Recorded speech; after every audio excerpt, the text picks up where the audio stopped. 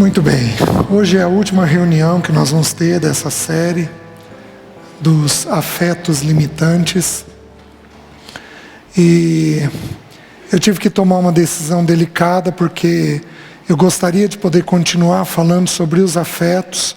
Nós temos tristeza para ver, nós temos angústia, nós temos culpa, raiva, nós temos algumas emoções ainda a serem estudadas nas Escrituras. Mas como esse é a última reunião, eu vou optar por estudarmos um pouco mais sobre a questão do pensamento. Já que nós estamos compreendendo que todas as emoções derivam do pensamento. Então é o pensamento que é produzido ao longo da nossa vida, que forma as emoções que nós temos. Sejam elas boas, sejam elas ruins, todas as emoções precisam passar pela nossa mente. Então, um retrospecto bem rapidinho. Então, vamos lembrar. Paulo diz assim: a mim não me desgosta, e é salvação para vós outros que eu vos diga as mesmas coisas. Então, a gente precisa ouvir, até que aquelas verdades comecem a entrar dentro do coração da gente. O que nós já sabemos? Nós sabemos que nós somos compostos de um espírito, de uma alma e de um corpo. Já sabemos isso. 3 elementos. Já sabemos que o espírito é a parte que toca a Deus. Nós estudamos isso. Também nós vimos que a nossa alma, a nossa psique é composta de 3 elementos. O que eu penso, o que eu sinto e o que eu decido. Nesta ordem. Pensamento, emoção e vontade. Também sabemos isso. Vimos também pelas Escrituras que a ordem do funcionamento da alma é: eu penso e então eu sinto. Eu só posso sentir o que eu penso. Não há outra forma de sentir. Eu só posso sentir aquilo que eu penso. Então o pensamento gera a minha emoção. E o pensamento e a emoção geram a minha vontade. Então por que fazemos o que fazemos? Porque um pensamento ocupou a nossa mente e uma emoção foi despertada através daquilo. Então, se você é mais afetivo, você toma a decisão baseada na emoção. Se você é mais racional, você toma a decisão baseada na sua mente. Então isso varia de pessoa, isso varia de cultura. Então países mais quentes, os países latinos, os tropicais, eles carregam mais na emoção. O próprio meio faz isso. Os países mais gelados, eles carregam muito no entendimento. Então a pessoa decide baseado muito mais naquilo que entende. Já sabemos também isso. O que nós então, quais as emoções que nós estudamos? Nós estudamos, então, qual o pensamento que produz o medo? A emoção do medo. Então nós vimos um pouquinho o que é o medo. Então, estudamos o medo. De onde deriva o medo? Quem lembra? Qual o pensamento que produz o medo? Solidão. Teve pensamento de se ver sozinho, você vai ter medo. Pronto. Simples. Também vimos que, algumas vezes, o medo pode produzir a ira. Mas, num primeiro momento, é a falta do pai que produz a emoção do medo. Se sentiu só, teve medo. Depois nós estudamos a irritação. De onde deriva a irritação? Qual a primeira coisa que produz? Qual o primeiro pensamento que produz a emoção da irritação? Insatisfação. Se sentiu insatisfeito, irritou. Simples. A gente descobre isso lá em Caim, né? Quando ele se irou, é a primeira vez que a palavra ira aparece nas Escrituras. Porém, nós vimos também que o medo, que a irritação pode derivar do medo. No caso de Saul, ele tinha medo de Davi, então ele atirou a lança 2 vezes contra Davi. Então vimos que o medo também pode produzir irritação. Vimos que a injustiça também pode produzir irritação. E aqui nós entramos naqueles 5 abusos que nós conversamos. Então entrou injustiça, pode entrar irritação. Como é que eu sei disso? Porque é o que produz a ira de Deus. A ira de Deus se revela do céu contra toda a impiedade e perversão dos homens que detêm a verdade pela injustiça. Romanos capítulo 1. Então a injustiça provoca o sentimento da irritação também. Na última reunião nós estudamos sobre a ansiedade. E nós vimos que a ansiedade deriva de 2 pensamentos. Quais são os 2 pensamentos? Nós vimos que a ansiedade deriva de desempenho. E o segundo pensamento que produz ansiedade é qual? O pensamento do futuro. Pensou no futuro, ficou ansioso. Até aqui nós já estudamos. Pois bem, onde eu quero avançar hoje? Eu quero estudar com vocês um pouquinho mais sobre a questão do pensamento. Porque nós temos pensamentos que são difíceis de sair. Tem pensamentos que podem durar uma vida inteira. E eles não saem de dentro da gente.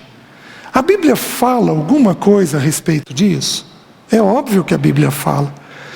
Nós temos uma coisa curiosa. Quando o pensamento é normal, como todos nós aqui, ninguém é anormal, nós vamos ter pensamento de ansiedade, futuro e desempenho. Quando o pensamento ele piora, por exemplo, em questões de guerra, a pessoa desenvolve uma coisa que é chamada estresse pós-traumático. Isso é típico de ambiente de guerra, é típico de doenças graves, por exemplo, câncer. É comum você ter pessoas que passaram por quimioterapia que não dão conta de passar na frente de um hospital. É muito comum.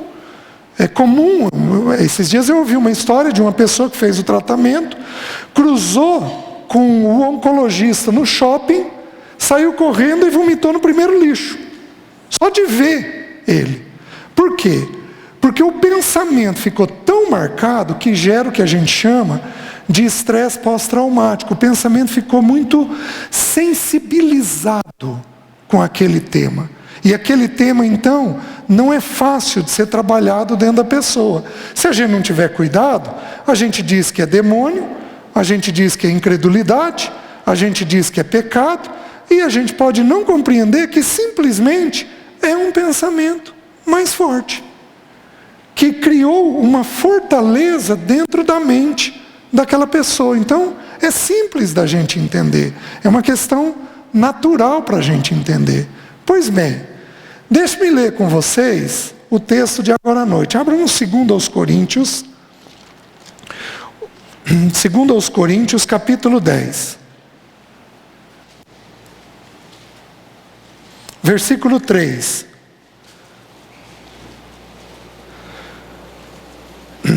Diz assim a palavra de Deus: porque embora andando na carne, não militamos segundo a carne, porque as armas da nossa milícia não são carnais, e sim poderosas em Deus, para destruir fortalezas, anulando nós sofismas, e toda altivez que se levante contra o conhecimento de Deus, e levando cativo todo pensamento à obediência de Cristo, e estando prontos para punir toda desobediência, uma vez completa a vossa submissão. O texto está dizendo que nós temos armas que são poderosas para destruir fortalezas. A palavra fortaleza aqui significa castelo. Significa um raciocínio em que alguém confia. Então, todos nós vamos ter fortalezas mentais muito fortes. Vou dar um exemplo para você. Existe uma história da Segunda Grande Guerra que diz que em um determinado orfanato as crianças passavam muita fome e de vez em quando elas tinham um pouco de pão. O que o diretor do orfanato conseguiu fazer? Ele não distribuía todo o pão. Mas ele pegou um pedacinho e fazia com que cada criança guardasse na mão dela aquele pedaço por alguns dias. Aquele pedaço dava para a criança a esperança de que ela ia comer. Como elas tinham privação de comida, elas entravam em desespero pela falta da comida. Aquele pedacinho de pão contornava o cérebro e dava para elas uma esperança. Isso na Segunda Grande Guerra foi ouvido muito. Um objeto que alguém conseguia, que um prisioneiro de guerra conseguia guardar, conseguia esconder, um objeto qualquer, uma lembrança que conseguia trazer, um objeto que trazia uma lembrança, isso então provocava nela um novo pensamento. Aquele pedacinho de pão, escondido na mão, produzia dentro dela um novo pensamento, um pensamento de esperança. Tem pensamentos que são fortalezas mentais, são castelos dentro da vida da gente. São pensamentos que estão muito enraizados dentro de nós. Esses pensamentos demandam tempo para sair. Mas quais são esses pensamentos? Eu já vou chegar lá. O que a Bíblia sugere de qual pensamento que pode entrar? A gente sabe, pela prática, que quanto mais cedo um pensamento indevido entrar, maior é o grau de penetração desse pensamento dentro do cérebro. Por quê? Porque em período de formação, o pensamento penetra um pouco mais. É diferente depois que nós estamos formados. Não é à toa que a Bíblia diz assim: ensina a criança no caminho que deve andar, e ainda quando for velho dele não vai se desviar. Nós fomos ensinados que esse texto diz o quê? Ensina Cristo para a criança, e ainda quando for velha ela não vai se desviar. Se isso fosse verdade, pais que ensinaram Cristo não tinham filhos desviados. E muitos de nós podemos ser bons pais e termos filhos desviados. Então o que o texto está ensinando? O Swindoll, ele é um especialista no hebraico, e ele trabalha essa palavra, a raiz dessa palavra, e ele diz o seguinte, que a raiz da palavra ensina ali, é tirado de pálato, céu da boca. Essa expressão era usada em duas situações no mundo hebraico. Quais situações eram essas? A primeira é quando você ia colocar um freio na boca do cavalo. Então você tinha essa expressão usada nesse momento. Então você coloca um freio, aquele freio vai mais para o céu da boca do cavalo, e você então conduz o cavalo para onde você quer ou você freia ele. Então o texto está ensinando o seguinte: você vai ter filho com uma tendência ruim. O que você vai fazer? Frear aquela tendência desde cedo. E ainda quando for velho, ele não vai se desviar daquilo que você ensinou. Agora começa a fazer sentido. Então você pega uma tendência e trabalha a tendência na mente da criança. E ainda quando for velha, ela não vai se desviar do ensino que você deu. Mas a palavra era usada também numa segunda situação. Qual situação? Das parteiras hebreias. Então o que acontecia? Algumas crianças nasciam e elas não tinham força mandibular para sugar o seio, para mamar. Tem criancinha que é meio preguiçosa, né? Não sei se eu estou sendo pejorativo, né? Tem criança que não tem aquela força para sugar. O que a parteira fazia? Ia lá, derramava o vinho, pegava a borra, que fica embaixo, que é vinagre, metia o dedo na borra, ia lá e passava no céu da boca da criança. O que a criança faz? É isso que você faz quando você tem um ácido na boca. Então ela estimulava na criança o que a criança naturalmente não tinha. O que nós aprendemos aqui desse ensina? Ele está dizendo o seguinte: se a criança não tiver uma tendência que você quer, estimule essa tendência nela desde cedo. E ainda quando for velho, dele não vai se desviar. Então, quanto mais cedo entrar o pensamento, mais fixado fica o pensamento na cabeça, no bom e no mau sentido. Pensamentos de Deus ficam fixados, pensamentos da vida, errôneos, pecaminosos, também vão ficar fixados no cérebro da criança. Então, nós deduzimos por esse ensino das Escrituras que quanto mais cedo entra o pensamento, mais firmado ele vai ficando dentro da cabeça da criança. Vocês estão me entendendo? Põe uma criança com pais briguentos. Você treina essa criança em duas coisas: ou para a guerra, ou para o isolamento. Porque ela vai se distanciar o quanto ela puder de atrito, porque aquilo é insuportável para a criança. Então, desde cedo, o grau de penetração do pensamento é muito grande. Por que que a criançada hoje é... Que palavra eu uso? A criançada hoje é turbinada. A criançada hoje é descompensada às vezes. Por quê? Em partes, porque elas têm um grau de pensamento exacerbado na mente delas. Elas não dão conta de lidar com tudo isso daí. Porque o pensamento vai gerar emoção. Então, gera um conhecimento que gera uma afetividade. Algumas não dão conta, encheram a cabeça tanto que começaram a ter problema nos afetos. Porém, a Bíblia também diz assim: lembra-te do teu Criador nos dias da tua mocidade, antes que venham os maus dias, e os anos dos quais venhas a dizer, não tenho neles prazer. A Bíblia está ensinando agora o oposto. Está ensinando que na velhice é mais difícil mudar. Ou a gente aprende em tempo, ou a gente, na velhice, vai pôr para fora o que ficou de ruim dentro de nós. Então, a hora de cuidar do pensamento é quando é criança.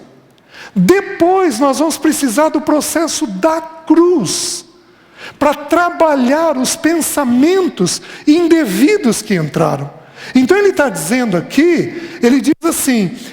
porque as armas da nossa milícia não são carnais, e sim poderosas em Deus, para destruir fortalezas, anulando nós sofismas. O que é sofismas? Sofisma significa cálculo. Só que você sabe o que é essa palavra no grego? Pensamento hostil à fé cristã.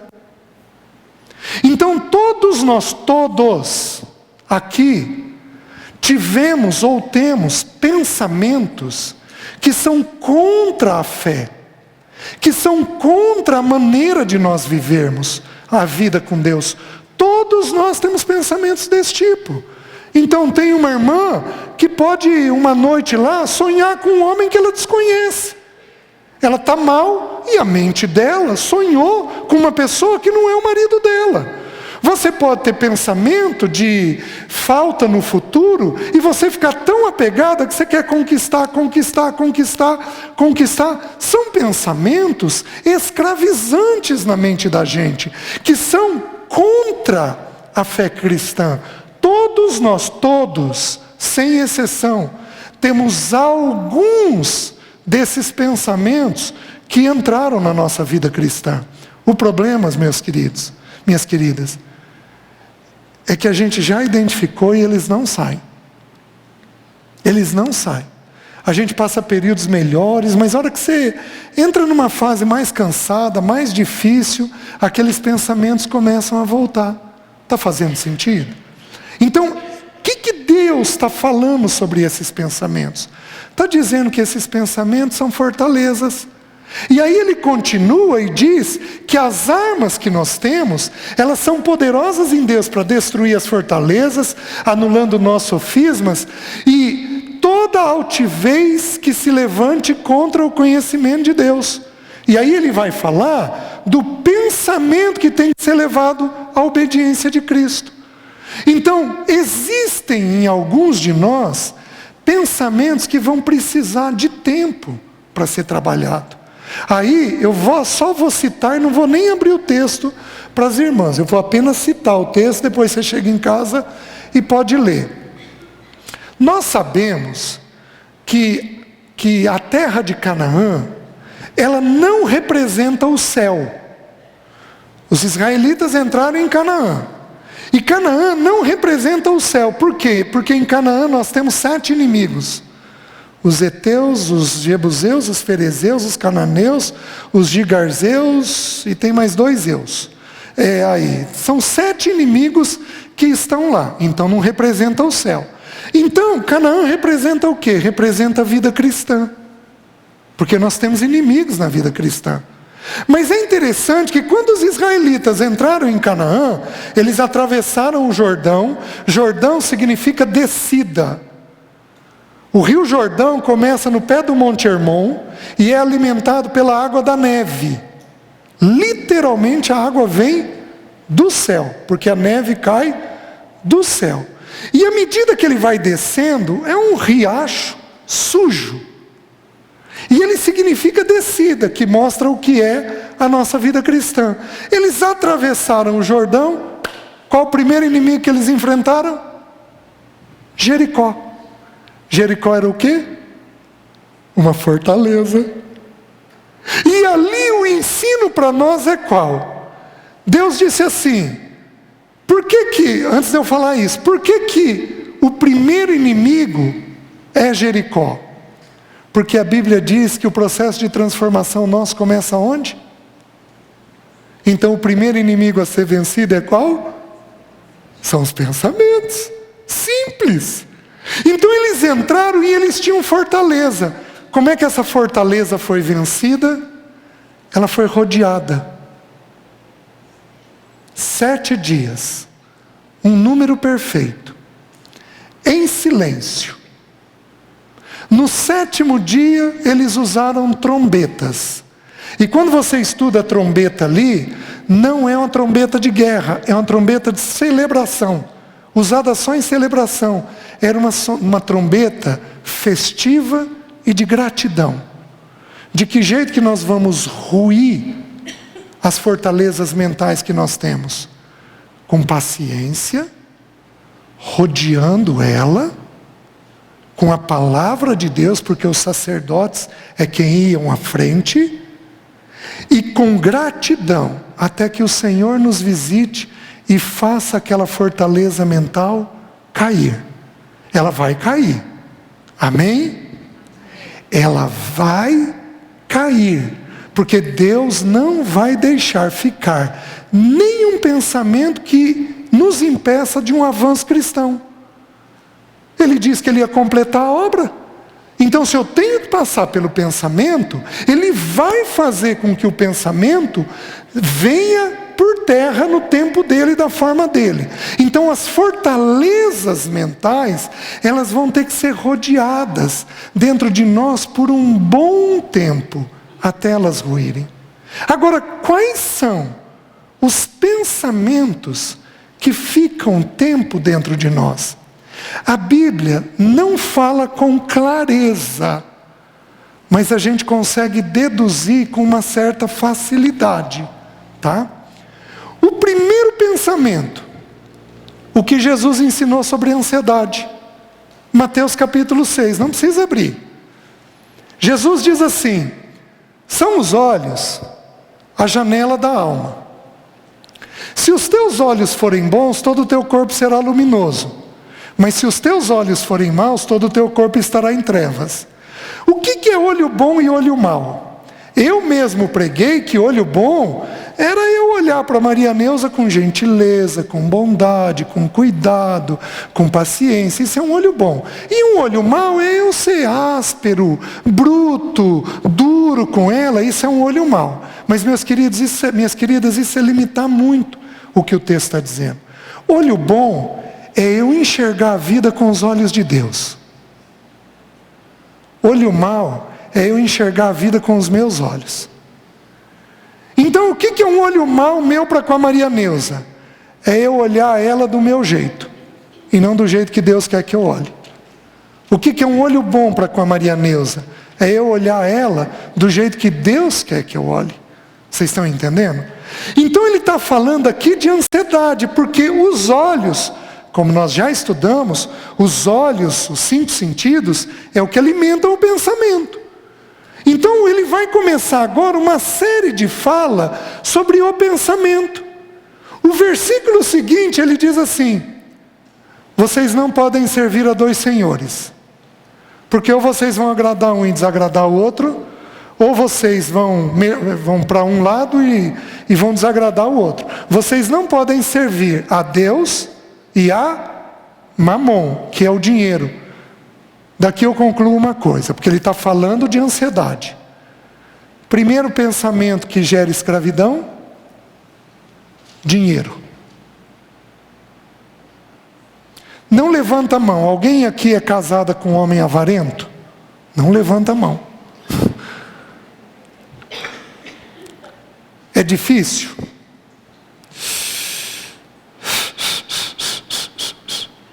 Às vezes a casa precisa, ele tem, e ele não faz questão. Mas algumas aqui são casadas com homens gastões, perdulários, endividados. É fácil? Não. E você fala 1, 2, 3, 5, 10, e ele não consegue corrigir. Por quê? Porque dinheiro é um tema que penetra o cérebro humano. Ele é um tema que envolve poder.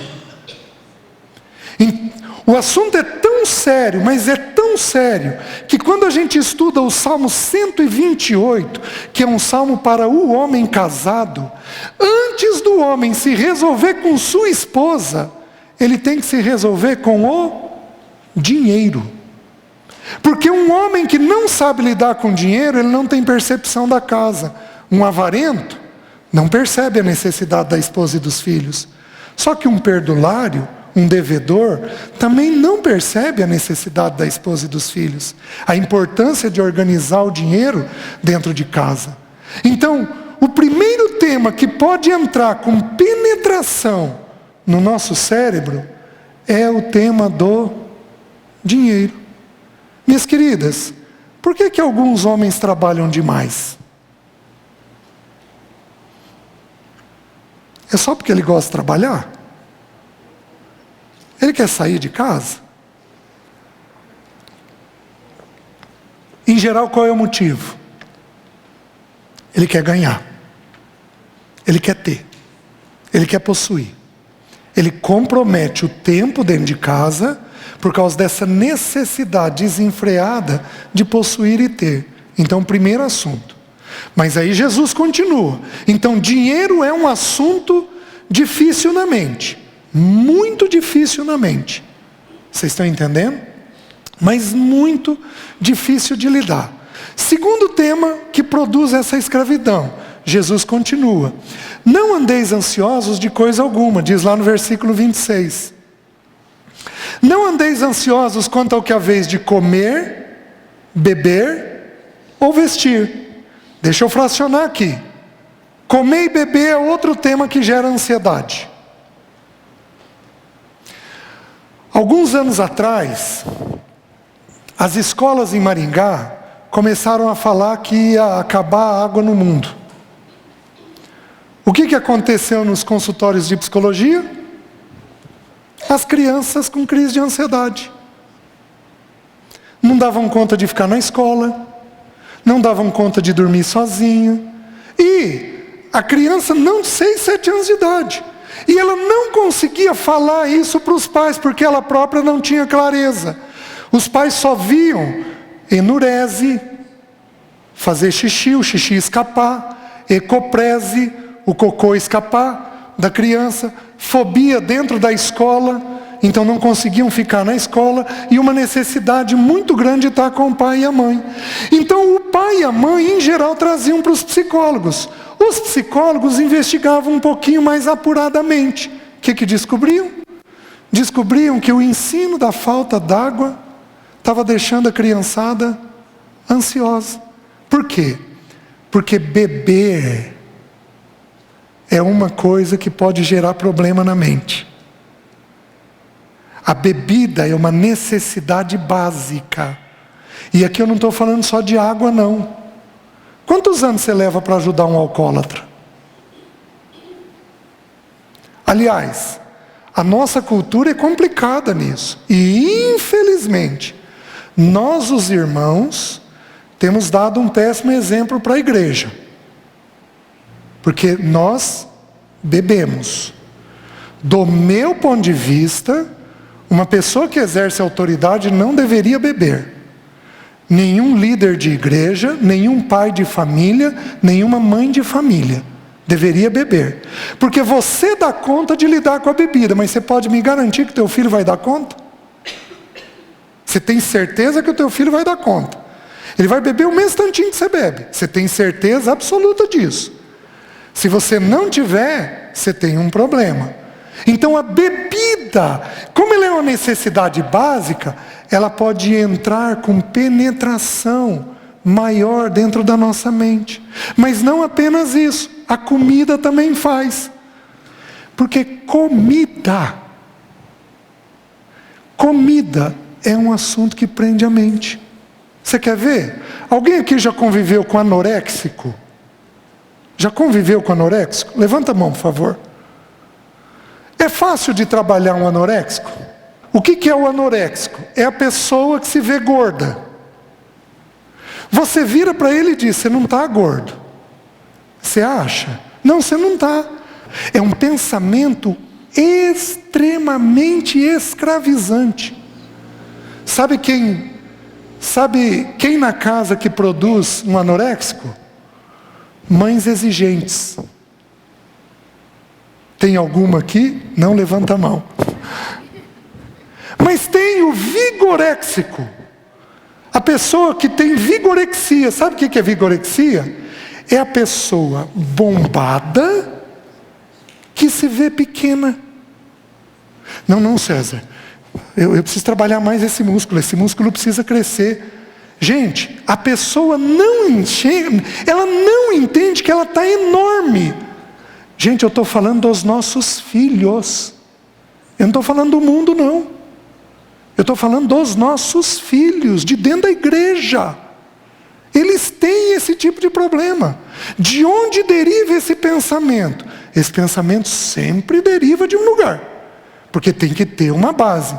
Em geral, os transtornos alimentares começam com pais muito exigentes, especialmente mães.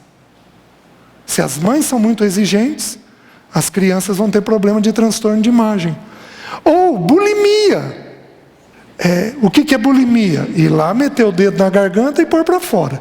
Por que a pessoa faz isso? Porque ela não quer engordar. Nossos filhos fazem isso. Que pensamento é esse? É um pensamento que Jesus ensinou. Comer, beber e vestir. A imagem é um problema na nossa cidade? Em Maringá? Você ouve muito a respeito disso? As pessoas que têm um pouquinho de sobrepeso são discriminadas na nossa cidade? A nossa cidade é uma cidade que bomba a questão do esporte? Sabe por quê? Quantas academias nós temos em Maringá? Gente, é incontável o número. Por quê? Porque vestir é um tema que gera ansiedade. Você não veste roupa apenas. Você veste gordura. Faz sentido?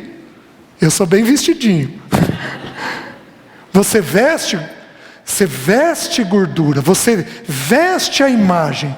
Você não pode ter uma celulite, você não pode ter uma estria, você não pode ter uma ruga. E são pensamentos que vão entrando dentro da igreja e que geram dentro de nós pensamentos escravizantes. Você pega hoje irmãs deformadas por cirurgias. No mundo é muito comum de você ver isso. Por quê? Porque é um tema que é uma fortaleza mental. Então, se você pega a tua criança e começa com ela, desde lá de trás, não, vem cá, você tem que estar assim, você não pode ganhar peso, olha lá, olha o jeito que você vai ficar. Pronto. Você produziu uma criança adoecida, com uma fortaleza. Ela não precisava daquele pensamento. Agora, produz um pensamento de graça, da graça de Deus. Sabe o que significa graça? A aceitação. Oh, querida, você é linda do jeito que você é. Ai, mas eu sou cheinha, qual o problema? Ai, mas eu sou magrinha, qual o problema? Deus te fez desse jeitinho. Você é linda aos olhos de Deus. Ai, é o Senhor que é meu pai que está falando isso. É a senhora que é minha mãe. Você está dizendo que eu estou mentindo? Eu estou te olhando do jeito que eu vejo que você é. Quando você produz plena aceitação, a criança cresce mais tranquila. Então, é outro pensamento que gera escravidão mental, que se você não cuidar, você vai levar tempo depois para tirar.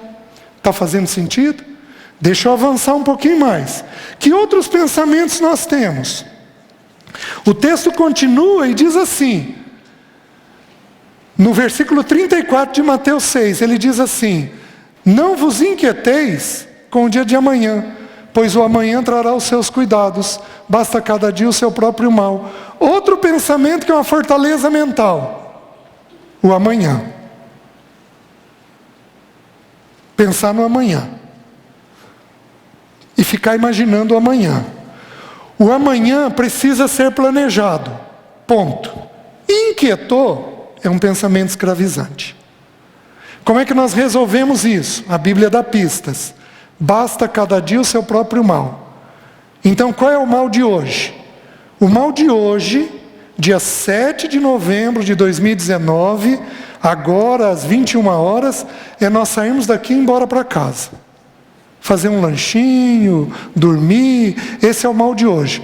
O mal de amanhã é para amanhã. Então o que a mente suporta? A mente suporta o mal do dia. A mente não suporta o mal de amanhã. Meus queridos, minhas queridas, se Deus abrir para nós o que Ele vai fazer amanhã, você vai suportar? Você vai suportar? E se um de nós formos perder alguém? Como é que nós vamos fazer? Você vai suportar Deus te informar hoje? Deixa Deus te informar no tempo dele. Porque aí a gente suporta. O mal é possível nós tolerarmos do dia. O de amanhã nós não conseguimos. Que outras pistas nós temos que a Bíblia nos ensina? Que outros pensamentos são escravizantes? Agora eu vou sair dessa porção da ansiedade. Eu vou para onde? Eu vou para os textos em que a Bíblia diz foge. A Bíblia manda fugirmos de 4 coisas apenas. Mas se a Bíblia manda fugir, é porque aquele tema é pesado. A Bíblia não manda fugir do pecado de uma forma geral. É óbvio que é para a gente evitar o pecado. Mas a Bíblia manda fugir de temas bem específicos. O primeiro, 1 Coríntios 6,18, não abram. Diz assim: foge da impureza. Sexo é outro pensamento que é escravizante. Sexo é outro pensamento que é escravizante. Meninas, vocês cuidem com as crianças. Porque entrou na infância, pode levar uma vida inteira para sair. Vocês cuidem com o pensamento sexual. Porque o pensamento sexual, a Bíblia dá a ordem de que é para fugir. A gente entende o seguinte, que na normalidade, uma criança vai pensar em sexo entre 10 e 15 anos. Ela vai elaborar esse tema dentro dela. Para as famílias cristãs que são mais preservadas, que protegem um pouquinho mais da TV, do iPad, da literatura, o filho vai fazer isso entre 12 e 17. Ele faz isso um pouquinho mais tardiamente. No mundão, hoje eles estão fazendo isso entre 7 e 12. Está entrando cada vez mais cedo. Só que este pensamento é um pensamento difícil de sair. Ele vira uma fortaleza mental. Você está me entendendo? É um pensamento que vai precisar da cruz para trabalhar. Então, tudo aquilo que envolver sexualidade pode também ser construído em forma de fortaleza mental. Que mais? O texto mesmo de 1 aos Coríntios, capítulo 10, versículo 14, diz assim: foge da idolatria. Que outro pensamento é escravizante? O pensamento do ídolo. O que um ídolo faz? Nós não temos tempo de estudar. O ídolo produz duas coisas: muito prazer ou muita segurança. Então, por exemplo, um corintiano pode ser idólatra. Um São Paulino pode ser idólatra. Você tem perto de você algum irmão que é fanático por futebol? Isso é o quê? Tem um prazer demasiado naquilo? Isso é um quê? Um ídolo. Se é um ídolo, segundo o meu entendimento nas Escrituras, vai ser produzido uma fortaleza mental.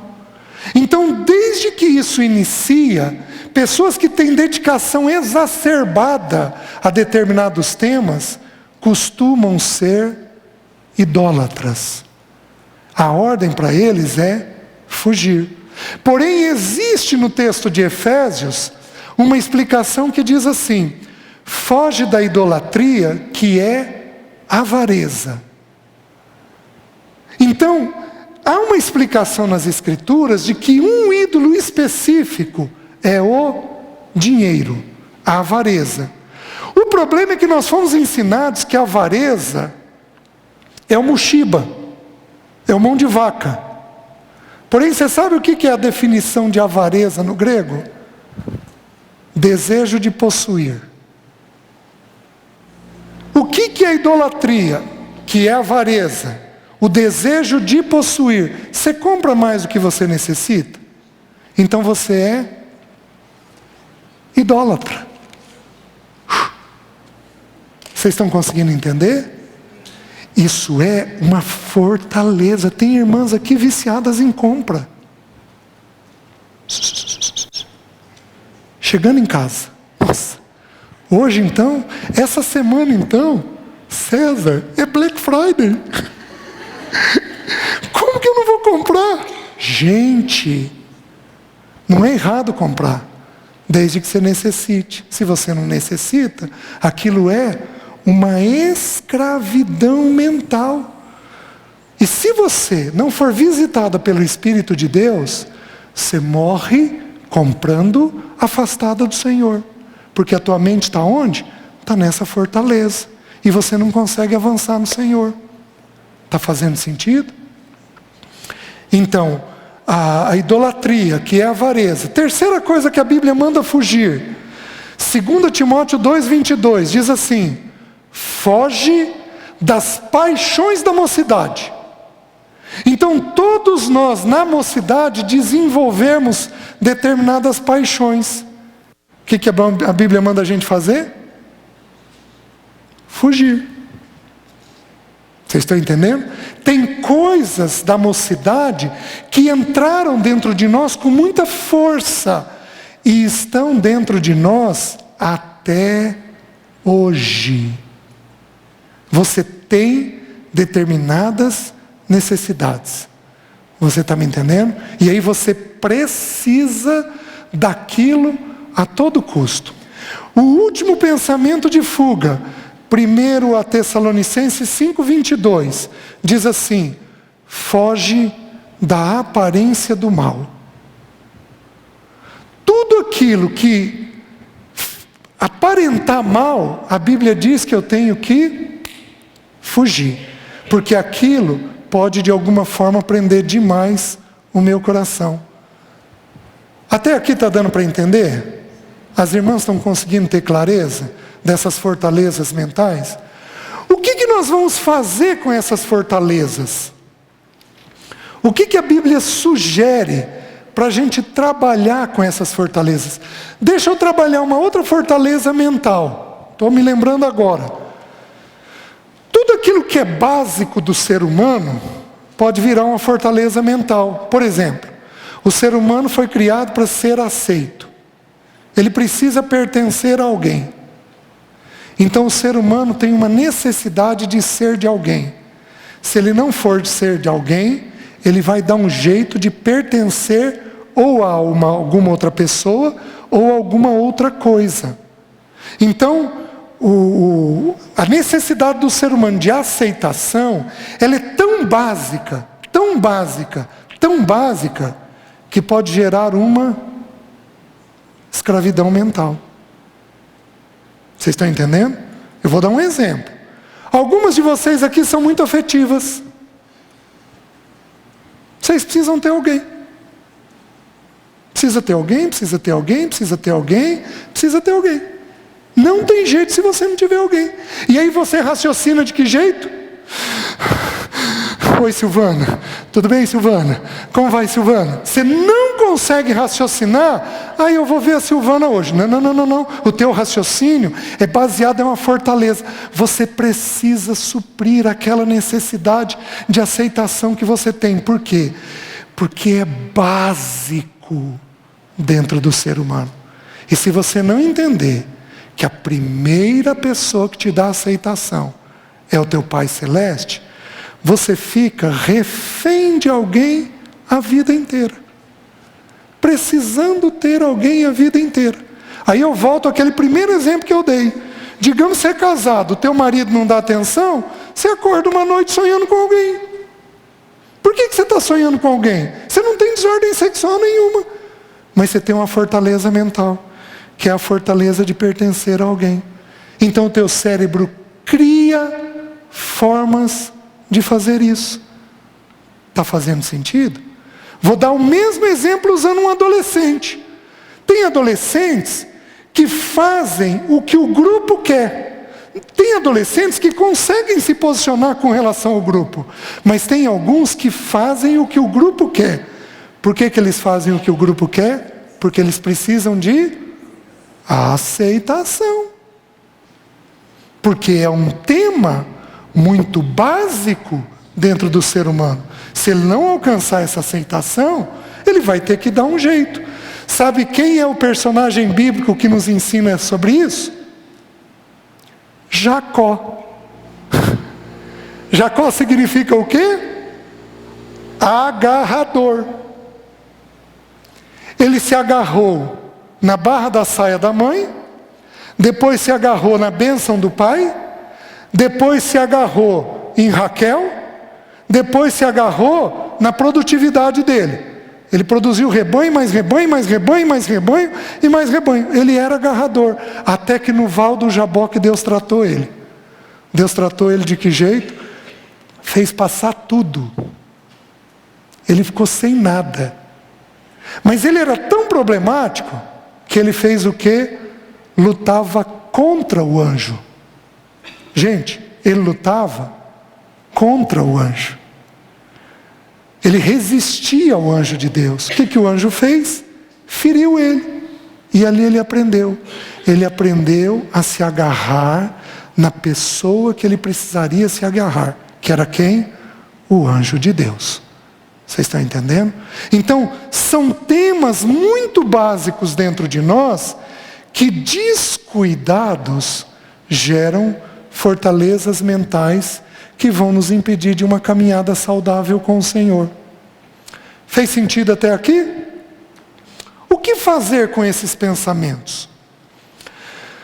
Não abra. Hebreus 4:12 diz assim: porque a palavra de Deus é viva e eficaz, e mais cortante que uma espada de 2 gumes, e penetra a tal ponto de separar juntas e medulas, espírito e alma, e apta para discernir pensamentos e propósitos do coração.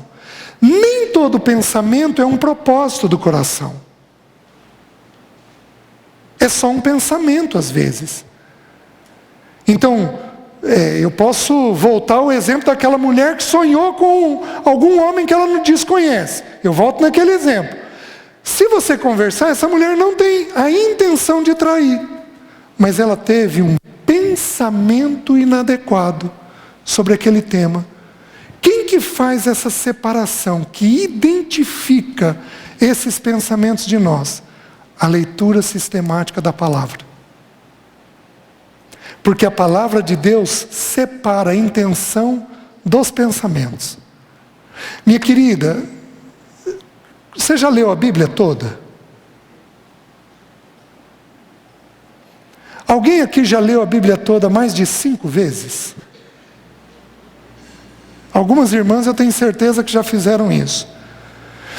Você sabe que vamos pegar 1 hora por dia. Você sabe, se você tirar 1 hora por dia, você sabe quanto da Bíblia você lê em um ano? 6 vezes. Você lê a Bíblia toda. Agora, um capítulo de uma novela ou de um seriado dura quanto? Em torno de 1 hora. Isso, assistir 10 episódios num fim de semana, é a coisa fácil para muitas de nós, muitas de vocês. Então, o fato é que nós temos pensamentos escravizantes porque não temos gasto tempo nas Escrituras. Porque a leitura sistemática das Escrituras separa propósito do coração e pensamento. E aí você identifica com mais clareza aquelas fortalezas mentais que você tem. Você está me entendendo?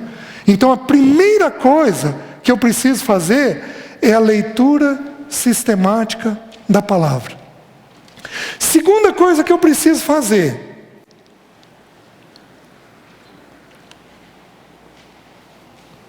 1 Pedro 1,13, não abra, só anote, diz assim: por isso, cingindo o vosso pensamento. Então a Bíblia está dizendo que pensamento, ele pode ser amarrado. A palavra cingir é costurar, prender. Então a Bíblia está dizendo que o pensamento tem jeito dele não correr solto. Eu consigo prender os pensamentos indevidos que eu tenho. Mas aí, ele vai falar sobre a questão da graça. Que é pela graça que eu vou fazer isso. Então entenda uma coisa. Pensamento dá para a gente segurar. Dá para você disciplinar a sua mente. Senhor, isso daqui não é segundo o Senhor. Não quero esse pensamento. De que jeito você prende o pensamento? Você identifica que pensamento que é, se é segundo Deus ou não é segundo Deus. Se ele não é segundo Deus, você começa a ler textos bíblicos. Olha, sobre esse tema a Bíblia diz isso. Sobre esse tema é isso que a Bíblia diz. Teu problema é ciúmes? Abre os textos de ciúmes. Decora lá. 1 Coríntios, que diz que o amor não arde em ciúmes. Senhor, eu sou ciumenta. Eu sou ciumenta. Senhor, me dá graça. Me dá graça para sair disso. Nós temos que lembrar que a palavra de Deus é o poder de Deus. É a bendita água de Deus que lava tudo que a gente tem de ruim dentro de nós. Vocês estão entendendo? Então, o primeiro passo é identificar, eu faço isso pela leitura. O segundo passo é prender. Eu prendo à medida que eu vou lendo e vou reeducando a minha mente para pensar aquele tema segundo Deus, do jeito de Deus. A Bíblia diz, em 1 Coríntios 2, que nós temos a mente de Cristo. Só que essa mente entrou no novo nascimento e ela precisa ser desenvolvida. Ela é a mente de um bebê. Não que Cristo seja um bebê. É que a mente de Cristo dentro de nós, ela inicia no nosso novo nascimento. Essa mente precisa ser desenvolvida dentro de nós. Está fazendo sentido, minhas irmãs? Então a gente precisa trabalhar isso. E a última coisa é Filipenses 4:8. Que diz assim: finalmente, irmãos, tudo que é verdadeiro, tudo que é respeitável, tudo que é puro, tudo que é justo, tudo que é amável, tudo que é de boa fama, Se alguma virtude há, se algum louvor existe, seja isso que ocupe o vosso pensamento. 8 coisas. E do meu ponto de vista, ele começa com a mais importante. Finalmente, irmãos, tudo que é verdadeiro. Espera aí, esse pensamento que eu estou tendo é segundo Deus? Por exemplo, algumas aqui podem ter pensamento de que vão morrer. Medo da morte. Ai meu Deus, eu vou morrer, eu estou morrendo. Ai meu Deus, uma crise de pânico. Certo? Você vai ter que educar a mente, mas peraí, eu pensei isso ontem, que eu ia morrer ontem, eu morri? Não, então o pensamento não era verdadeiro. É um pensamento meu, mentiroso. Então eu posso dizer quando eu vou morrer? Não. Deus me revelou quando eu vou morrer? Não. Que dia que eu vou morrer? No dia que Deus escreveu. Ele já escreveu? Já. Salmo 139, versículo 16. Quando eu estava no ventre da minha mãe, Ele escreveu o dia da minha passagem para Ele, o dia da minha morte. Então Ele me informou esse dia? Não. Se Ele não me informou, eu não posso deduzir. Então esse pensamento não é verdadeiro. Eu tenho que aprender, Senhor, me ajuda. Isso é uma mentira, isso é uma mentira, isso é uma mentira. Você vai repetir isso 1523 vezes. Até que o pensamento vai descer. E você vai entender que você só vai morrer no dia que Deus escreveu para você. Você está me entendendo? Finalmente, irmãos, tudo que é verdadeiro, tudo que é justo, ou seja, tudo aquilo que promove a justiça de Deus. Isso daqui, Deus faria dessa forma? É assim que Deus trataria esse tema? Tudo que é verdadeiro, tudo que é justo, tudo que é amável. Tem amor nisso? Tudo que é de boa fama. Eu estou pensando melhor da Silvana? Ai não, Ô Silvana, me desculpe, eu só pensei o pior hoje de você. É pior? Isso está contra as Escrituras, porque eu tenho que ter pensamento de boa fama. Eu tenho que virar Maria Neuza, ela é uma menina joia. Ela é boa. Eu sei que ela ora por mim. Eu sei que ela gasta tempo diante de Deus por mim. A menina é joia, educa bem os filhos dela. Você está me entendendo? O meu pensamento tem que ser pensamento das coisas boas das pessoas. É isso que a Bíblia está ensinando. Tudo que há de boa fama. Se alguma virtude tem, estou vendo as coisas boas da Silvana. Se algum louvor existe, tem gratidão naquilo que eu estou pensando. Seja isso o que ocupe o vosso pensamento. Minhas irmãs, nós temos que corrigir coisa, hein? Nós temos pensamento para corrigir. Verdadeiro, puro, amável, justo, de boa fama, se tem virtude, se tem louvor. As irmãs estão entendendo? Então a gente vai submetendo a mente nossa à apreciação da palavra de Deus, continuamente. Tudo bem? Eu preciso fazer uma observação. Tem algumas irmãs aqui de mais idade, que já entraram na menopausa. Na menopausa, você tem pensamentos e sentimentos ruins? Você tem? Tá. Como é que eu ajudo as irmãs que estão na menopausa e não têm apenas reações físicas, mas têm também reações emocionais? Como é que eu ajudo? Primeira coisa é entender que há um ajuste químico, hormonal, que está sendo feito. Tudo bem? Porém, mau pensamento na menopausa é pecado ou não?